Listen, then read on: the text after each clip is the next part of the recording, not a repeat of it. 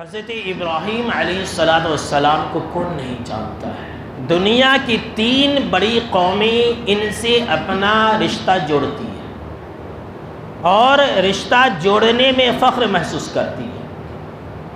ایک تو سب سے بڑی جماعت مسلمانوں کی جماعت ہے، جن کا بہت ہی گہرا رشتہ اور بہت ہی گہری مناسبت، بہت ہی گہرا تعلق حضرت ابراہیم علیہ السلام سے ہے، اس لیے کہ ہمارے اور آپ کے آخری نبی جناب محمد عربی صلی اللہ تعالیٰ علیہ وسلم انہی کے نسل سے ہے، انہی کے بیٹے ہیں۔ دوسری جو قوم ہے وہ عیسائی ہے، وہ بھی اپنا رشتہ حضرت ابراہیم علیہ السلام سے جوڑتی ہے۔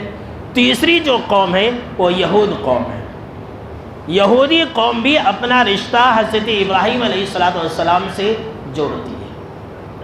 حضرت ابراہیم علیہ السلام کا ذکر قرآن مجید کے اندر جگہ جگہ پر 69 مرتبہ آیا ہے۔ 69 مرتبہ نام لے کر کے اللہ رب العالمین نے ان کا تذکرہ کیا ہے، اور پہلے پارے سے لے کر کے 30ویں پارے تک کوئی ایسا جز یا کوئی ایسا پارہ نہیں ہے جس کے اندر حضرت ابراہیم علیہ السلام کا تذکرہ نہ ہو، ان کا ذکر خیر نہ ہو۔ جگہ جگہ پر اللہ رب العالمین نے ان کی تعریف کی ہے۔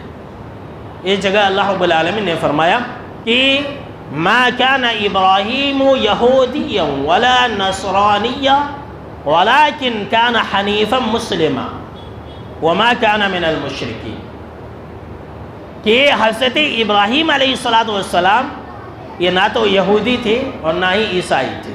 میں نے ابھی آپ کو بتلایا کہ یہودی بھی اپنا رشتہ ان سے جوڑتے ہیں، عیسائی بھی اپنا رشتہ ان سے جوڑتے ہیں، اور پھر یہ کہتے ہیں کہ ہم جو ہے اصل میں پکے ابراہیمی ہم ہی ہیں۔ اللہ رب العالمین نے فرمایا کہ حضرت ابراہیم علیہ السلام نہ تو یہودی تھے اور نہ ہی عیسائی تھے، وَلَكِنْ كَانَ حَنِيفًا مُسْلِمًا، لیکن وہ پکے اور سچے مسلمان تھے۔ جی ہاں، کیا تھے وہ؟ پکے اور سچے مسلمان تھے۔ وَمَا كَانَ مِنَ الْمُشْرِكِينَ، اور حضرت ابراہیم علیہ السلام مشرک نہیں تھے۔ ابھی بہت بڑی بات بتانے والا ہوں۔